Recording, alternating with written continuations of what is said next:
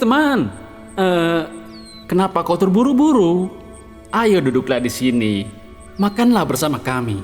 Oh, halo tetangga baru. Aku ingin sekali ke tempatmu, tetapi aku harus pergi ke tempat pertemuan. Sayang sekali ya. Kami lihat hari ini kau memakai jubah baru. Kita ini kan sama-sama miskin. Dari mana bisa dapat jubah yang sebagus itu? Dapat uang dari mana? Oh, jubah ini. Ya, sebenarnya ada ceritanya bagaimana aku bisa dapat jubah yang baru ini dan kenapa aku harus buru-buru pergi.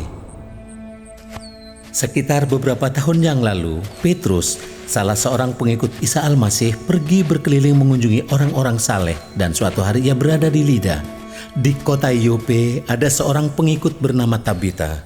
Dalam bahasa Yunani disebut Dorcas. Perempuan itu banyak beramal saleh dan banyak memberi sedekah. Pada waktu itu ia jatuh sakit lalu meninggal dunia. Setelah jenazahnya dimandikan, mereka meletakkannya di ruang atas. Kota Yope dekat dengan kota Lida. Jadi ketika para pengikut Isa Al-Masih di Yope mendengar bahwa Petrus ada di Lida, mereka mengutus 2 orang laki-laki ke Lida. Petrus, tolong cepatlah datang ke sana, segera. Maka Petrus pun bersiap-siap dan berangkat bersama kedua orang itu. Setelah sampai, ia dibawa ke ruang atas. Semua janda yang ada di situ datang mengelilinginya dan sambil menangis mereka menunjukkan kepadanya baju-baju dan pakaian-pakaian lainnya yang dibuat Dorcas ketika ia masih hidup. Dia orang baik. Ini jubah yang dia buat. Dia baik sekali. Akan tetapi Petrus menyuruh mereka semua keluar dari ruangan itu. Lalu ia berlutut dan berdoa. Setelah itu ia berpaling kepada jenazah itu dan berkata, Hai Tabita, bangunlah. Perempuan itu membuka matanya dan ketika ia melihat Petrus, bangunlah ia lalu duduk. Petrus mengulurkan tangannya lalu menolong perempuan itu berdiri.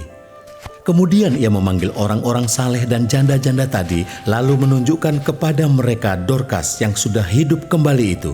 Setelah itu Petrus tinggal beberapa hari lamanya di Yope di rumah seorang penyamak kulit bernama Simon. Waduh, ceritamu itu kenapa susah untuk dipercaya ya? Bagaimana kau bisa tahu kalau Tabita benar-benar dibangkitkan dari kematian? Sahabatku, tentu saja ceritaku ini benar-benar terjadi. Sebab akulah salah satu dari orang yang mengundang Petrus dari Lida. Jadi aku tahu dan menyaksikan sendiri apa yang aku ceritakan tadi. Dan jubah yang aku pakai ini adalah pemberian Tabita. Nah, sekarang aku akan pergi ke rumah Simon untuk menemuinya dan untuk bersama-sama berdoa kepada Allah. Hai teman, tunggulah dulu.